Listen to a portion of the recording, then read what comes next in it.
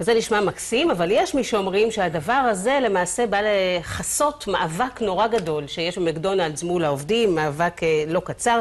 נמצאים איתנו חי בדרה, רכז בהסתדרות הנוער העובד והלומד, מלווה את התאגדות העובדים במקדונלדס, וופיק אבו אל-היג'ה, נכון, מנהל סניף בכרמיאל.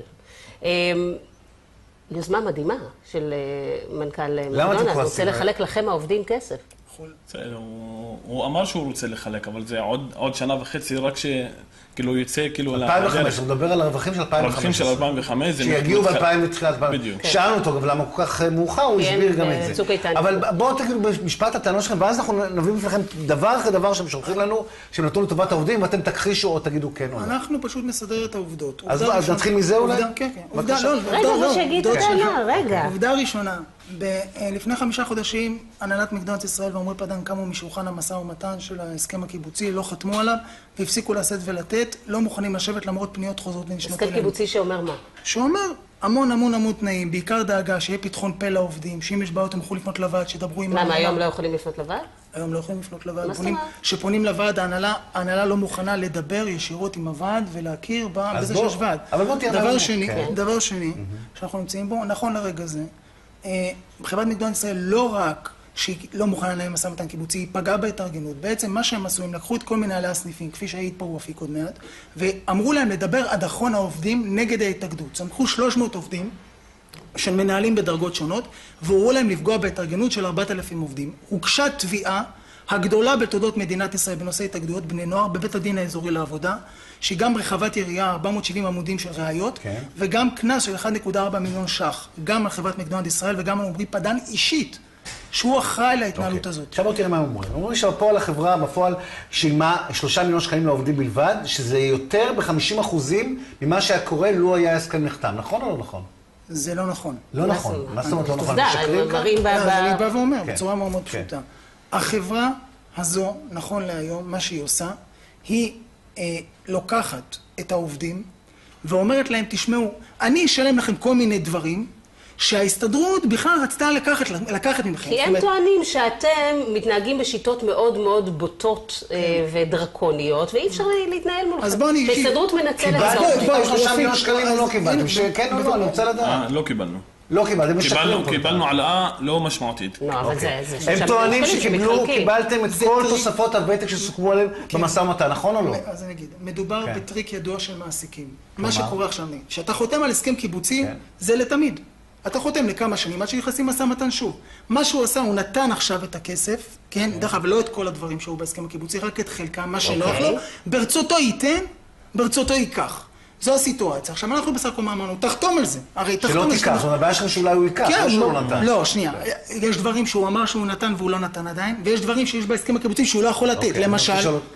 למשל, אני אתן דוגמה, הוא לא יכול לתת למשל פתחון פה לעובד, שאוכל הוועד לדבר עם ההנהלה, לפתור בעיות כמו שאנחנו פותרים במקומות אחרים. אוקיי, זה כבר זה לא משהו חומרי. נכון, אבל זה חשוב. לשאול אותך בבקשה, האם קיבלתם תוספת הבראה, האם הוקמו קרנות רווחה ולימודים בשווי של 600,000 שקלים לשנה, נכון או לא? שזה פי 30 מהקרן שיש בבורגרן. דמי הבראה כן קיבלנו, אבל את התוספות והמענקים, אני לא ידוע לי כאילו שמישהו קיבל את זה. אוקיי. מקדונלדס לא גובה כסף על ארוחת עובדים, למעט 2 שקלים שהם המיסים, לעומת סיכום בורגרן שהעובדים משלמים שם 7 שקלים וחצי. 7 שקלים וחצי, נכון או לא נכון? זה אחרי 20 שנה שבהם... רק אני שואל אם זה נכון או לא נכון. לראשונה עכשיו, אחרי 20 שנה, הוא הפסיק לגבות כסף יתר על הארוחות, שכל שנה הוא היה עושה 1,000,000 שקל. החברה הייתה עושה 1,000,000 שקל רק מרווח על הארוחות של העובדים. ואתה יודע, אולי הבעיה היא בזה שאין ביניכם התאמה. זאת אומרת, העובדים כן מקבלים את מה שהם צריכים, הם לא רוצים לעבוד מול הייצוג שלכם, כי למשל מראים, אבל זה לא תפקידו לבחור את זה. לא, אני אגיד לך למה, כי יש פה למשל עדות של אדם שעבד, אחד העובדים, שמספר כמה לחצים הפעילו עליהם ההסתדרות. הוא אומר, תמיד שאלתי, היו אינטרסים של ההסתדרות, מה האינטרסים? לא קיבלתי תגובה הולמת. אמרו לי, תתרכז במה שאתה צריך לעשות, אל תשאל שאלות. הוא מספר על לחצים שהופעלו עליו. יכול להיות שלא אתם צריכים לייצג את העובדים? אז אני רוצה להקריא הודעת טקסט שהעובד הזה שלח. אני גם רוצה להגיד משהו. אם ההסתדרות בונה לעובד, יש לו את החופש, כאילו, להגיד, יש לו את החופשיות של להגיד שאני לא רוצה לדבר איתכם.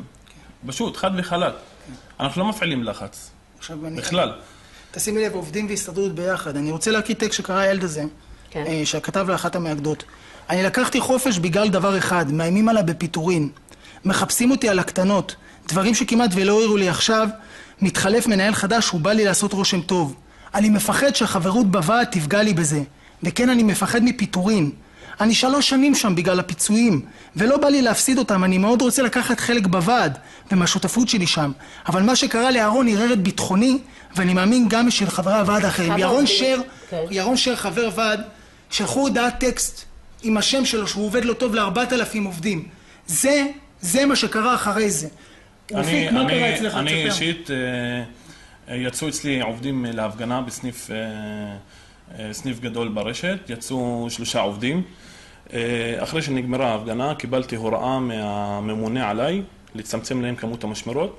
לא משנה כמה הם מגישים, העיקר לצמצם להם משמרות, והם קיבלו משמרות. יקבלו משמרת במשמרת שאני נמצא בה. קיבלת את ההוראה הזאת בכתב? יש לך עדות על זה? הוא דיבר איתי, הוא ממונה עליי, דיבר איתי, אמר לי, תצמצם להם משמרות. תהיה מכחישים כמובן שהדבר הזה... יש סיכוי שהדבר הזה גם טוב, כי יש פה כן כוונות טובות שגם אותה חלוקת רווחים שאין לזלזל בה, אפילו שתקרא כבר. אז אני רוצה להגיד, תראו, בבורגראנץ' חתמו על הסכם קיבוצי, אלי ויובל אורגד ומשה גבאי. בפיצה האט, אודי שמאי. שאלתי לגבי מקדונלדס. שנייה, בדומינוס מנהלים משא ומתן קיבוצי. מקדונלדס, אנחנו פונים אליהם וחוזרים ופונים גם עכשיו.